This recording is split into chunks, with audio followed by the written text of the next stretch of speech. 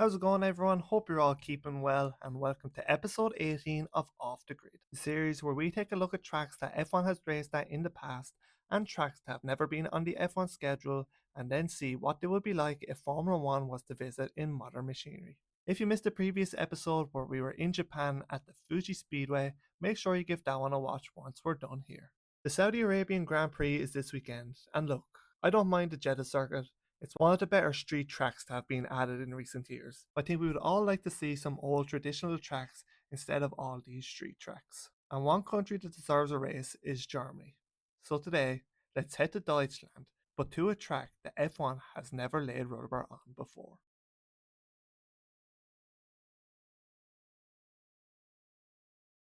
Located on the outskirts of the small town of Hohenstein-Ernstthal, with a population of around 15,000, with Leipzig being the closest major city 65 kilometers to the north. The Sachsenring circuit first opened in 1927 as a road circuit running through the town. Grand Prix circuit opened in 2003 at FIA Grade 3 standard. With 13 turns, just 3 of them to the right, with the remaining 10 going left, with many being a non issue for modern Formula One cars and all their downforce and grip. As with most of the tracks in this series, it seems, Sachsenring is a short one at just 3.6 kilometers or 2.28 miles in length, meaning it would just be longer than Monaco by around 300 meters as the second shortest track on the calendar. This giving it the highest lap count with 84 to satisfy the Grand Prix distance regulation. Just one DRS zone will be available, this being along the pitch straight from the exit of turn 13 down to turn 1. Taking a look at some of the key areas around this fast and flowing ribbon of tarmac, turns 4, 5, 6 and 7 will test the limits of the car and tyres. Not flat out but still very fast, the left side tyres will be screaming for mercy, so keeping them under control would be vital for race pace over a long stint and to have grip for the rest of a qualifying lap. Although turn 10 is easily in most cars, it's still an interesting part of the track. Flicking left, the track plunges downhill to the fast turn 12, which I think will be a great area to see modern Formula One cars performing at their best.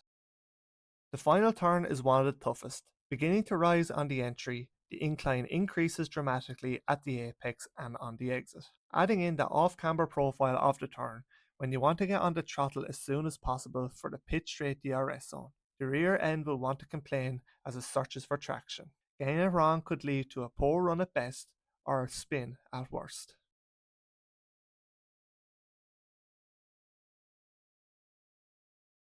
As I mentioned in the intro, Formula One has never raced at the Sachsenring, which is no real surprise considering the other circuits available in Germany and the fact the current track is just over 20 years old and isn't FIA Grade 1 certified. MotoGP has raced here, however, firstly in 1961 until 1972 as the East German Grand Prix, and still races here now as it has done since 1998. There is just one man that is synonymous with the Sachsenring, that being Marc Marquez, winning here 8 times in a row in the top level of motorcycle racing from 2013 to 2021, the only year missing being 2020 when the race didn't take place due to the COVID pandemic. These days, DTM also races here, returning to the circuit in 2023 after ADAC took over the championship and bringing a focus to racing on local German circuits. In 1971, the East German Grand Prix was a controversial one, with Didier Braun, a West German, winning the race. As is common in sports, the winner's national anthem is played to celebrate their victory. In this case, the East German fans joined in singing the West German national anthem. Because of this, the race in 1972 was restricted to only Eastern European competitors and spectators for obvious political reasons. Following the reunification of Germany in 1990, it meant more powerful Western machinery was now available. This also meant that racing through the village streets on the original road circuit became too dangerous. So, to help speed up the development of motorsport in the eastern part of Germany, a new, shorter, permanent circuit was built and opened in 1996. As mentioned earlier, Marc Marquez has won 8 times here in MotoGP's 8 visits to the Sachsenring between 2013 and 2021. But he's actually won here 11 times in a row, the streak starting in 2010 when he won in the 125cc class, followed by wins in 2011 and 2012 in Moto2, before starting the 8-in-a-row run in MotoGP.